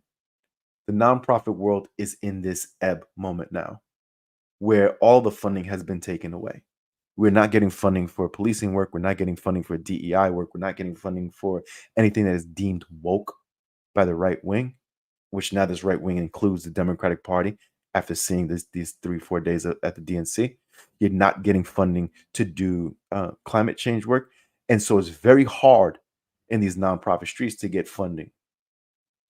And so folks are clamoring and trying to figure out where can we get funding from to keep the lights on. Because like I had mentioned before, there are a lot of folks who are employed by these nonprofit organizations. There are a lot of people who probably would not be able to get employment in any other sector because of their marginalized identities or because of their disabilities who are employed at these organizations and in this nonprofit sector. Right. And so then it's like, how do you keep the lights on? How do you keep folks paid? And what is the minimum that I can do without having to hop on stage and say, yes, I support Israel? What can I do to keep the lights on, to live, to fight another day? And to give them the benefit of the doubt from people who I've known for the past 10 years, I believe that they genuinely believe, right? They're trying to live to fight for another day and trying to fight the fight. Unfortunately, that fight is being directed by our class enemies, both on the right side and those from within. It's petty bourgeois politics in service of petty bourgeois aspirations in the name of working class people, which historically has never amounted to anything other than disappointment, right? Disingenuous actions, and then individuals being tossed aside and thrown away when they're no longer needed. Right on. Story of Mahmoud Abbas. Good conversation, by the way, with Abdul Jawad Omar. I know you mentioned him earlier in his piece on Hamas, which we had an episode with him on that piece as well. But we also had episode with him on counterinsurgency in the West Bank, which I think people would do well to listen to, because he really talks a lot about, Palestinians have been through this, right? And this is Mhm. why a lot of times, like, especially people living in Palestine, have a really acute analysis of, it's, I think, why there is a clarity, not from everybody, as you said, people are not Right, monolithic. There's right. different classes, etc. But a lot of people, I'm thinking of folks like the Good Shepherd Collective, who I know Laura from that is in the chat right now, but um, they're able to see through a lot of these processes because they live under the kind of what it looks like when you go down this route for decades, and now you're in the West Bank and your own people are a counterinsurgency force as a sort of provisional potential government that never actually gets recognition. um, I want to shout out to Erica Keynes is here and mention that she has a new piece in Hood Communists, speaking on the hypocrisy of the Dems, on display at the convention. Haven't read it yet, but I'm sure it's great. And Erica, if you want to come on and talk about that, maybe next week, I'd be down. Um, Adim, just wanted to bring this up because maybe it can help us kind of pivot to a different discussion a little bit, which is sort of like giving people things, thinking about what should people be doing, what can we do differently. So Nadeem talks about a comradely analysis of the distinction between the political culture and relative outcomes between student protesters in Bangladesh, Kenya, and the United States. He understands that the state of counterinsurgency is different in each context, as is the nature of action, the capacity for sacrifice, and the inheritances and resistance. And I think that's all true. I'll offer, I'm not going to say too much about Bangladesh. I'll say, obviously, a huge movement, huge student movement was able to get the president to step down. I think that, how that will play out over time is still very much unknown. The person who's been put in place as an interim president is very, Nobel Peace Prize winning, friend of the West, etc. So it doesn't necessarily, to me, yet lead to something great, but at the same time, like, power to the people to be able to remove somebody from power that they didn't want in power, and hopefully the movement will be able to continue to grapple with those contradictions and how to move forward. With Kenya, which is I know a little bit more about because we've talked to comrades there quite a bit over the last couple of years. I mean, one thing I would say is that they have organizations, they have a left that has developed a unity around certain struggles.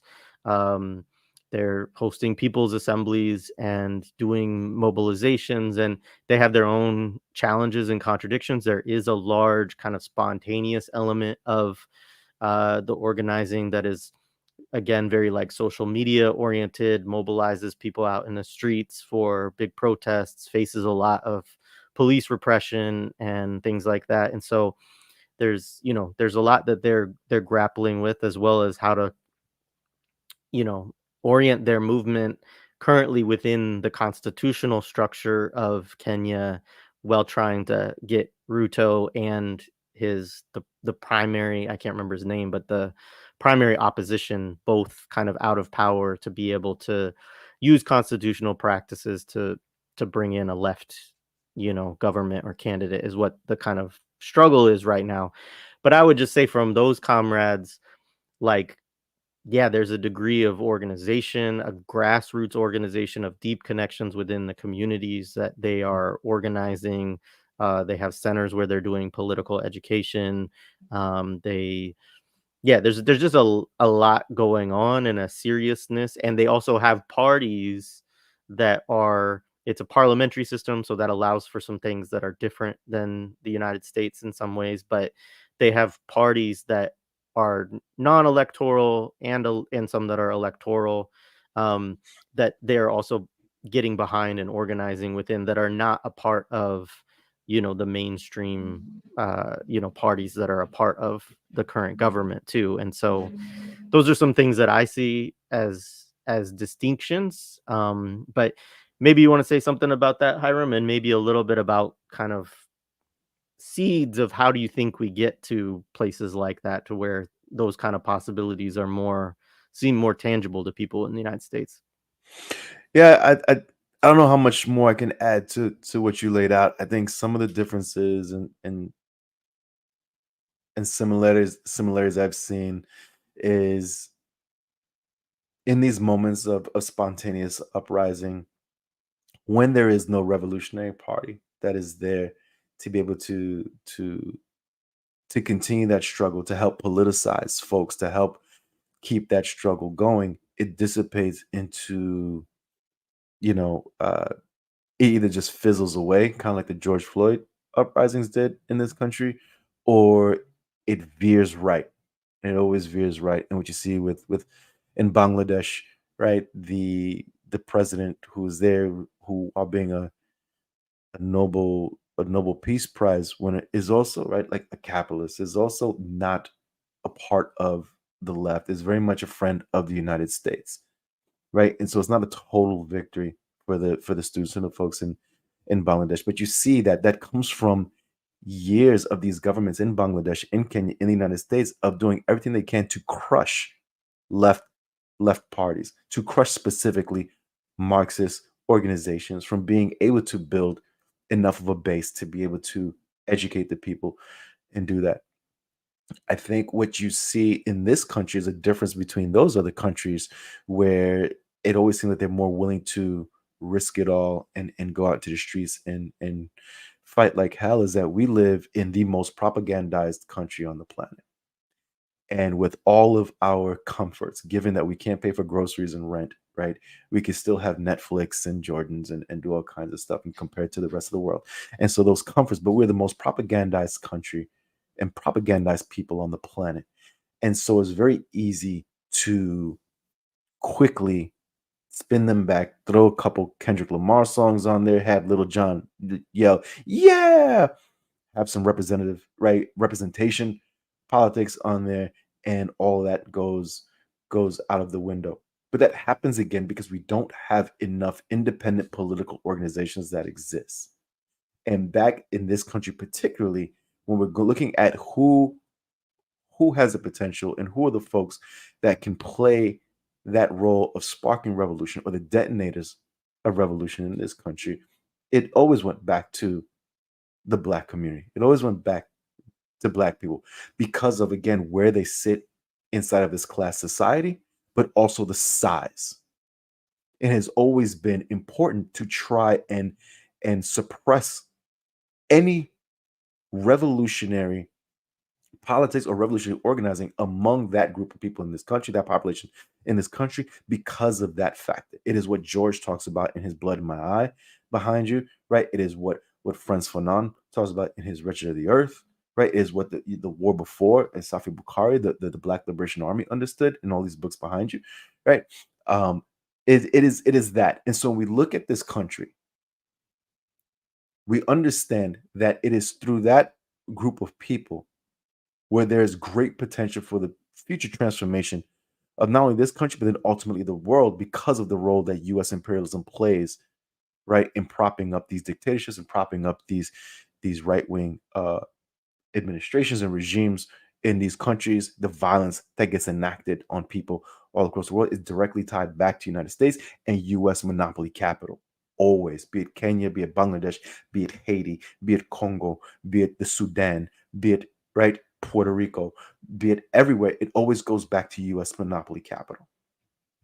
And so we see this at the point of the time, right? Geo Ma, who you have spoken to on the show before in his book, is talking about the role of Reconstruction and what happened in Reconstruction and the possibility of abolition democracy, right? And the changes that were being made at that point in time coming out of the Civil War, where the United States had an opportunity to shift and become something very different than what we see today and was beaten back violently by right-wing opposition.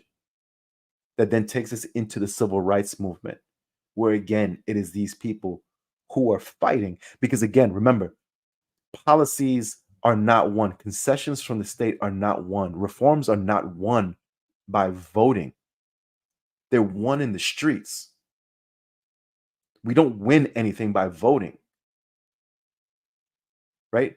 That we don't win anything by voting. You win it in the streets, which is why a people who didn't have the right to vote for centuries were able to win so many concessions from the state through the civil rights movement in 1964 because it happened in the streets.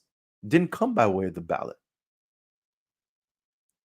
That movement, right, wins those concessions, and the children of that movement, and even they themselves, because remember the civil rights movement was also, you had 8-year-olds and 10-year-olds, 9-year-olds who were out there fighting, become those revolutionaries of the 60s who built upon the struggle, because all struggle builds upon each other. Like I said, the Palestinian movement builds upon the BLM, every BLM movement of a decade ago, right?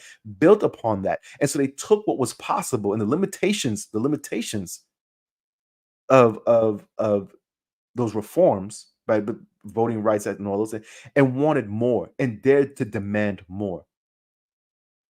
In that moment of revolution that was happening across the globe, it started to present for Black people, and this is what they did, these independent Black organizations, political organizations, were able to articulate very clearly what Black people's material conditions were in this country, what their material reality, how it was that they got to be that way, and more importantly, presented a vision for them of a future and a way out that was compelling to large swaths of the Black community, which is what nonprofits cannot do. The people choose who the vanguard party is. And a lot of times you'll have folks on the left or other tendencies who are like, well, Marxist Leninists, they're just vanguards and they just think they choose themselves to be leaders of the revolution. The people choose that. The people will decide which party, which is the group who represents us. There is no nonprofit that can ever play that role, which is why they don't have the hearts and minds of the majority of the people. Outside of Twitter and this C3 sector, they have no major influence. They're unknown and irrelevant.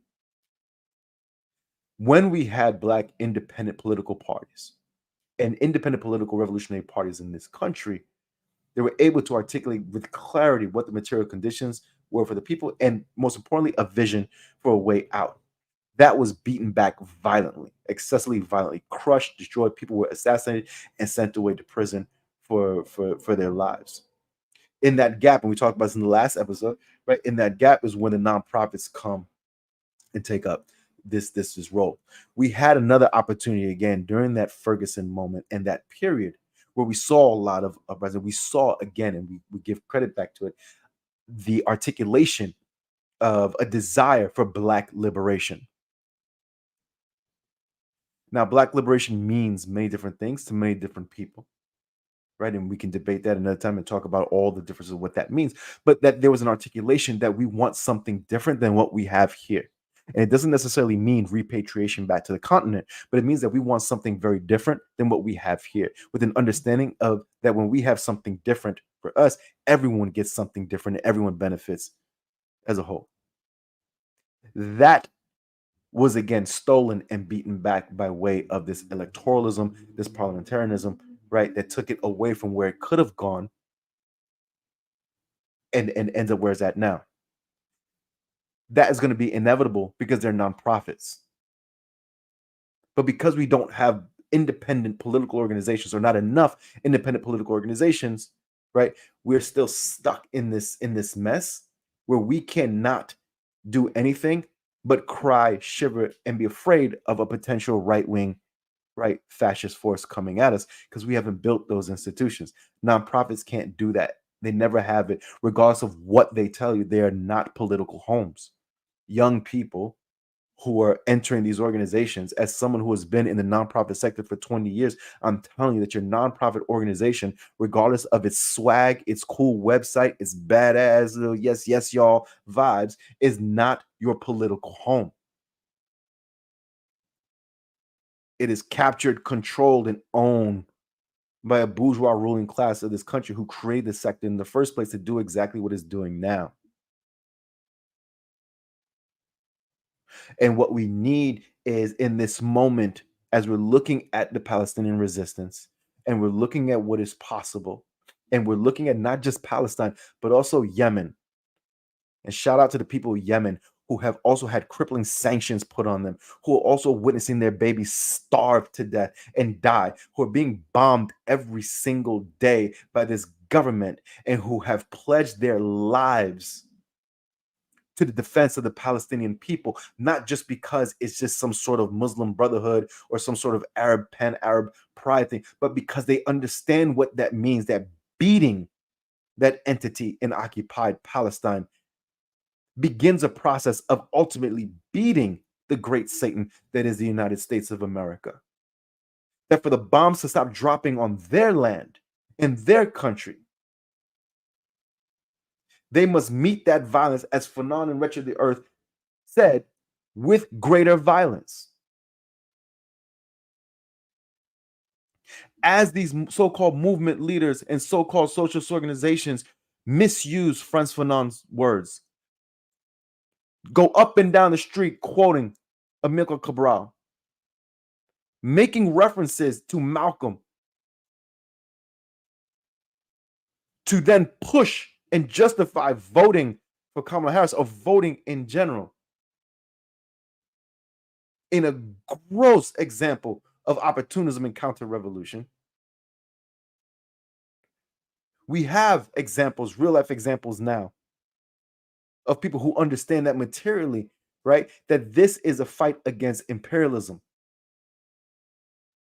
And we're willing to wage that fight. And if this is the battlefield that we're fighting it, then we will do that to the death because violence is coming no matter what.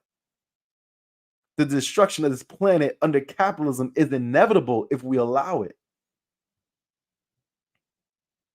Right. And so in that moment, now we move from what we see is the crushing of Black revolutionary organizations, of Black revolutionary movement that could take this country into a completely different strata. Is continuously beaten back and beaten back and beaten down because we don't create the necessary organizations and institutions to be able to fight back and win that, because it's going to be a fight. And it's going to have to be a fight. And we're going to have to make sacrifices because our comforts come on the backs and the blood of babies and individuals around the world. Us voting Kamala to stave off right-wing fascism in Tennessee and in the South comes at the expense of Palestinians, Yemenis, Puerto Ricans, Venezuelans, Cubans, the Congolese, and the name goes on and on and on, as she has pledged to build the fiercest military, quote unquote, in the world. And why do you need to build the fiercest military in the world? Because we are under the rule of monopoly capital and those tech bros who are taking us into this next phase of the world that we're in, and an economy that is completely tied to tech. And they have created, right, this feudal system that exists where nothing in the world global economy happens without going through Google, without going through some sort of Microsoft, without going through some sort of Zuckerberg. They've created a system, and the only counter to that is China. We're not going to get into debates around whether China is this or that or whatever. We just know for a fact, right, that the country is moving closer and closer towards war with China because it has to defend capitalist interests and capitalist markets, which is why capitalism always moves to the right, which is why your Democratic Party in 2024 is so right-wing USA fascist, because they are conditioning us to prepare for that battle that either Kamala Harris or Donald Trump is going to enact on behalf of the monopoly capitalists who rule this country at Boeing, Lockheed Martin, Facebook, Amazon, Tesla, and name goes on and on. And so what we need to wrap it up is for the young people specifically talking to them. I mean, we have a role to play, but for the young people specifically who are going back to school, who have been engaged in these fights, build those revolutionary, independent revolutionary organizations. Take lessons from the examples that you have right now. And there are groups that are growing. The Black Alliance for Peace, we talked about Ricky. The Black Alliance for Peace is one of those examples of a growing organization, right? Positioning itself to do that work for Black people. You have the traditional organizations that exist, like the AARPs, the Malcolm's grassroots movement, so whatever, right? But if we're talking about folks who are intentionally and unapologetically doing that work, the work that Ricky and folks do through Hood Communists, right? Take example from that. Look at the Claudia and Karina campaign that the Party for Socialism and Liberation is running right now. Marx and Engels said it in 1850 in that address to the committee, right? After learning themselves about the perils of voting lesser evils, why is important to run a people's party? Why is it important to run third party? The goal is not to take the seat of empire. What these organizations do is you use them for two reasons. One, political education for the masses. You involve yourself into the conversations that are being had around the economy, around militarism, around these things, and you put forth that socialist alternative, that socialist perspective, which they do incredibly well. It puts socialism on the map explicitly. not by default and sort of the way Bernie did and the Bernie Bros did. It is explicit and unapologetic and unafraid in ways that other organizations that I've already mentioned with their documents and misquoting Frantz Fanon and all that do. They're explicit and open about that. It also is used to test and to see how supportive are people of that message. Where are the people in relationship to that message? What is the readiness for revolution? It gauges where the people are at in relationship to that politic and to that willingness. The New York Times had a poll months ago where they were talking about the economy, whatever, and comes out, I think, of those polls, about 58%, up to 60 something percent of the people said that they support either a dramatic transformation of this economic system or a completely new system. That is in the New York Crimes. This is what Palestine and the Palestinian movement has done. This is what campaigns like the Party for Socialism and Liberation has done. So much so that you even have the Green Party speaking in explicitly socialist language as well. You have Dr. Jill Stein quoting Malcolm and quoting all kinds of stuff which Dr. Jill Stein has never done. But if you have Claudia de la Cruz all across the country and on TV doing this and capturing the hearts and minds, right, and the attention of young people, then it forces the others to do so as well. Because what is Dr. Jill Stein going to do? An incredibly smart woman. Go align with the most grotesque expressions of fascist and imperial violence that we have seen? Absolutely not. Absolutely not. To the Green Party's credit. Right? Going to and further moving themselves and intentionally, explicitly moving themselves further to the left of the Democratic Party than where they already stood in this historical moment. And so use those examples because they exist. Don't be persuaded by so-called movement leaders to move away from that politic, to move away from that orientation. Now is the time to build it because you cannot build it when the fascist violence strikes in its full force. By that time, it would be too late. Build it now and prepare yourself to fight. That is the lessons of the South. And we go back to the South, and these movement leaders are always evoking the South. That's the lessons of the South. Beyond Fannie Lou Hamer and electoralism is Robert F. Williams and Deacons of Defense.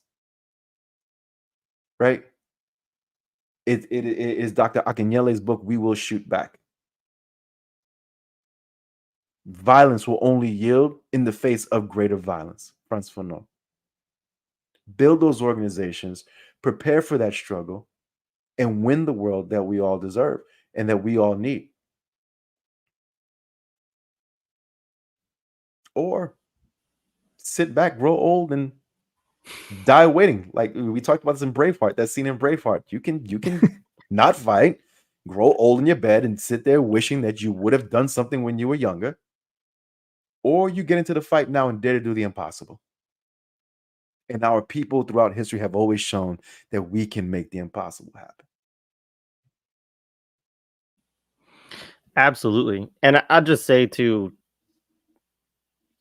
caveat, but like, I mean, I do think the way that people talk about Fannie Lou Hamer and SNCC is so divorced too from the history of that struggle and also the lessons of that struggle too, because also they weren't trying to organize as the Democratic Party in Mississippi. This is why they had the Mississippi Freedom Party. You know, they were trying to develop an autonomous alternative because the Democratic Party had, I forget, there was like it had a racist caricature that they used to put on the ballot next to it. I can't remember what it was, but you know, like, because anyway. So the point being that they were the Dixiecrats. They were the you know, the Democrats were the more white supremacists of Wasn't like a parties white white rooster or something like that. I think it And was. which is I think why it was. they came up with the Black Panther. Yeah, yeah, exactly. Yeah. Yeah. And so, I mean, obviously there is the part about the convention, you know, and them being left out, which again we see, right? can't even get a Palestinian on stage to deliver a speech that says we're going to support and commit to Kamala Harris, even though she hasn't committed anything for us. Um, you know, that's the thing. I mean, if there was one thing about the convention, honestly, too, that I hope people took away that's clarifying, right, is it was like there is no level of capitulation within this that the Democratic Party will accept with regards to Palestine and imperialism, right? Hmm. Because they are so deeply connected as issues that, and Kamala Harris was so clear about this last night in saying, I support Israel. I will always support the right of Israel to defend itself. I will always provide it with the weapons it needs to defend itself. And then she gives some little passing comment about ceasefire, and then she actually uses the language which is disgusting of self-determination and dignity for Palestinians in that statement, which is just wild because you're saying you're going to continue to arm forever this genocidal force that's wiping out what is probably hundreds of thousands of people at this point, not 40,000. Um, and then say somehow pass some, mealy mouth comment, right, about self-determination and dignity, and I think that that's the thing, right? They wouldn't allow any Palestinian on stage, even with a pre-prepared speech, even with supposedly the from the uncommitted movement, they offered the DNC the right to edit what they wanted to say and, fit their to, to fit their messaging to support, right? So again, like there is no moving this thing. Like you're not going to change it. And where other struggles can be co-opted in certain ways, the struggle of Palestine and any anti-imperialist struggle is not going to be able to be co-opted in the same way by one of these two parties because they're just too imperialism is too essential to the characteristics of these parties. Right. Yeah, I don't know if you want to say Right. anything in response to that, but I thought that was an important thing to No, take you away said too. it. You said it. I think it was very clear at the DNC. I think it's very clear in this moment. I think for organizers, young and old, activists, right? Like it's you have the answers in your face. The Democratic Party has shown you who they are. The Democratic Party, we remember, is the party of plantation slave owners during the period of Civil War, right? The Republican Party was the party of Northern capitalists, industrialists, right? Industrial capitalists. And the Democrats were slave owners. That switch happens during FDR's New Deal moment and where the unions wedded themselves, right? August Nimms does a great podcast on Upstream podcast where he talks about in his book around the roles of elections and all that and tells a story, right, of how the Democratic Party, the party of plantation slave owners, becomes representative party of this supposed working class. And it happens by that through the New Deal, right, at the art, which was forced to do because of the fights in the streets. And he talks about that, right? And Professor Nims talks about that those reforms are won through battles in the streets, literal battles in the streets, that the ruling class and power will only concede concessions under the threat of violence. And that is how they continue. And they continue to be this party who never in the Democratic Party's history has it ever done anything or represented the working class. It is Bill Clinton who attacked welfare, right? People on welfare and mass incarceration. It is Barack Obama who has bombed Africa and bombed them and destroyed Libya and created, right? It is under Joe Biden that the police have more funding than they've ever had before, have killed more people and are building cop cities. They have never done anything. Every 4 years, we get a reprieve from extreme, overt racism and and I don't know what the numbers. They say there's an uptick in racial violence. I don't know how true that is or whatever, but it's just a reprieve, and then they come back and they go right, but they set each other up to keep moving and doing what they do and moving the country further and further to the right. And so, for those folks, to your point, when you're looking at it, everything is clear. You see your AOC. We had the squad. What did the squad do? What was the squad able to do? I'm not going to sit here and bash those folks, right? But what were they able to do? Even when they did capitulate, even when they did side with the party, even when they did do sellouty things, what did it get them? It Right? got AOC a speech at the DNC this It month. got AOC a speech, but AOC had to completely sell her soul, right? Yeah. No, Completely sell her from which she can never come back. What if the Democrats have gotten us? What have our nonprofits, and I say our to include myself, because I'm speaking from within.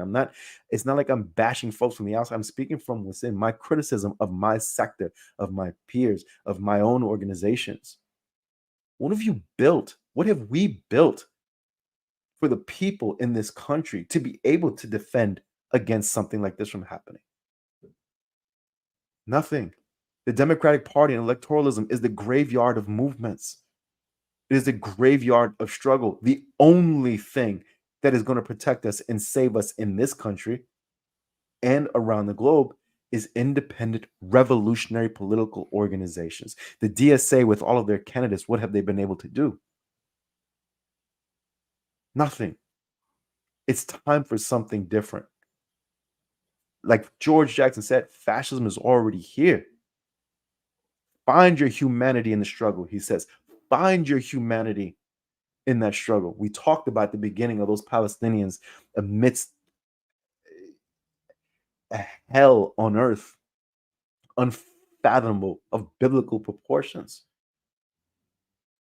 are still able to care for each other, care for living things, care for animals, who are still, when you talk about the Qassam brigades and the prisoners that they're not hostages, they're prisoners, those are soldiers, and the care that they treat those people with.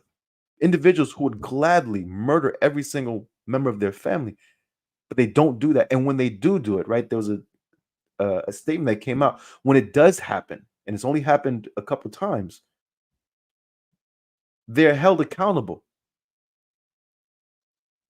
They're held accountable. That is another level of discipline, of political and organizational discipline that this country has never seen. And we don't understand it because we live in these comforts of the United States, because we live in the most propagandized nation in the world. That when you see that level of discipline, what you are met with from the ultra lefts and active all those is that, oh, that's a cult. It's a cult. It's not a cult. It's revolutionary discipline. The level of discipline that's needed to combat and hold off the fight that's going to be necessary to win the world that we want to see from these capitalists who much rather take us all down with them than give us anything in the form of meaningful concessions. Now's the time to build it. You build it now. You don't wait till the bomb is already dropped on top of you. You build it now. And again, the Palestinian resistance is showing that. Right? Yemen is showing that. You build it in preparation. You don't wait for the bombs to drop on you to try to start building it. You build it before that, knowing that those bombs are going to drop. And the bombs are going to drop on us here. Now's the time to build those organizations. Now's the time to strengthen. Now's the time to get back into our communities, unlike what these nonprofit organizations have done for the last few years. Get off of Twitter, get off of Instagram, get back into the communities, talk to the people who you don't want to talk with the people who don't think like you, talk with the people who don't agree with you, and engage in that battle of ideas, engage in that revolutionary patience with our people, right? To get them to the place that we need to be in order to prepare for when those bombs drop and we can fight back and fire our own bombs back. That is George Jackson. That is Black August. That is Fanon. That is Cabral. That is Malcolm. Not this other bullshit they're trying to sell us. Man, much appreciated. Thank you so much. I think we covered a lot. I have a couple of other questions, but I think we probably touched on everything that we kind of Yeah, I wanted think we're to. good. It's 2 hours. I Um, promised the people I wouldn't go 3. I'm the trying to, maintain my the commitment to the people. the people want three. Let's see. Let me see if there's anything else I want to pull up from here. If folks have a question that you want to drop in the chat, we could get to something. I do want to just remind folks to again, one more time about a couple of these fundraisers. Also, if you're still watching, of course, like, subscribe, share the video with folks. Um, First and Real, foremost, real quick, I Jared. do. Real quick, before you do it and close it out, I just want to say a deep appreciation to the work that you do, because this is also important. Engaging in the battle of ideas, in the fomenting of the right political analysis for organizers, young and old. Right, the work that millennials are killing capitalism done and has been doing for years is incredibly necessary and incredibly impactful. And so want to openly thank you for that, because as we talk about the misleadership and the misdirection of nonprofit organizations, the DNC and these other folks, there are institutions that do exist that are doing that work. Right, I named the Black Alliance for Peace, I named PSL, these organizations, but millennials are killing capitalism. The upstream podcasts, Rev Left Radio, right, who are using all the different ways in which to engage young people and old people alike, right? I continue to learn because of your podcast. There are institutions like the People's Forum in New York City, right, that has been, an anchor organization for a lot of the mobilizations, not just in New York City, but the Palestinian organizations in Washington, D.C. The classes that they put forth, the political education that they put out there, the space that they provide for different organizations, even the ones that don't agree with their politics, is an incredible, incredible, incredible institution, right? And resource that we have in this moment for this organization. And we can go on and on with other organizations, I'm sure. And I would invite your guests to drop them in the chat. What are these other organizations? What are these other podcasts that are doing that? So that the people can know and we can start coalescing, because there is work that's being done. There is work that you may not see it because they're not platformed in the same way, but it's not that these organizations don't exist, right? They do exist all across the country, who are doing meaningful work inside of communities every single day, right? Who are not going to get the same level of visibility that these other folks are doing, but that if once you engage yourself in the work with the people, you will find out who they are very quickly, right? And preparing for that. So I just want to give a shout out to you all and to the institutions out there, because it is being done, it is happening, they will grow, right? Get plugged into those and don't spend too much time worrying about this other bullshit. I'm sorry. Go ahead. No, I appreciate that. Obviously, I appreciate your respect for the work that we do. I have a lot of respect for you, on a lot of levels. And yeah, I mean, I'm glad that it's meaningful to you and to other folks. And actually, we don't have any kind of announcement to make on this, but I am, in some different discussions about how we could possibly make something bigger, and so I think that as people who are engaging in media work around these issues, trying to think with revolutionary politics and traditions, that we need to take a page out of Black liberation media and others that Shout out to Black um, Liberation Media and the work shout out that to they have been them. doing for years. Yeah, and bring people together more too, so that it's not just individual content creators, which again plays into this kind of neoliberal, I'm Right, an individual, I can have my own analysis, and right. actually model the type of organization that we're asking people also to engage in as we do this work. And so, yeah, I hope that we'll be able to do some stuff on that. Yes, there is a Mac Discord. Let me put that in the chat for people who want. I will say I will share a funny story. So last night, uh, I got involved in writing something, and I lost track of time, and I wasn't really thinking about what day it was, and I missed the study group that I'm supposed to host on a weekly basis, and obviously I felt awful.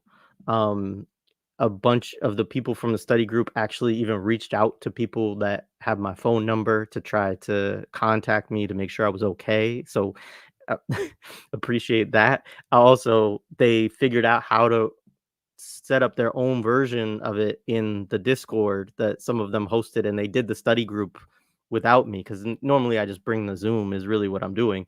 And so, yeah, I just wanted to shout out the people in the Discord that self-organize that, and also them caring about that, and also express my apologies to them again for messing it up, which I this is the first time that I've had something like that happen where it just anyway, just to say that the Discord is a cool place. It's just a place where people connect and discuss and share ideas, share theory, talk about organizing that they're involved in. Is not an organization or something like that, but it is a good place where people connect. And so that's in the chat. I do want to say again quickly, and you may have some things you want to say with regards to Ashanti Alston in particular, but you know, support this elder, and again, I'll put this link back in the show description. Again, somebody who has made incredible, commitments, personal sacrifices in his own life for Black liberation, and is, has a fundraiser basically to help develop a more a set. It's to support his housing, right, to be able to deal with. I don't even know, but as our elders get older, right, sometimes Yeah. you need different things, ramps or whatever it could be. So, definitely somebody that we should be supporting. So. Absolutely. Ashanti Austin is a incredible resource to movement, not just for those who identify as anarchists, because I think he's an incredible resource in when it comes to that tendency of politics, but to movement as a whole, right? His work with the Black Liberation Army, his understanding of those of being inside of that type of revolutionary organization, the role of armed struggle and movement, his experience in political organizations like the Black Panthers, his experience in anarchist affinity groups, and that approach, right? And that politic. He is an incredible resource. One of the most tender, loving, caring individuals. If you ever had the opportunity to meet him, he speaks to everyone he meets as if he's known you his whole entire life with an incredible amount of gentleness and care, um, from an individual who's one of the coldest brothers, right, the movement has ever known.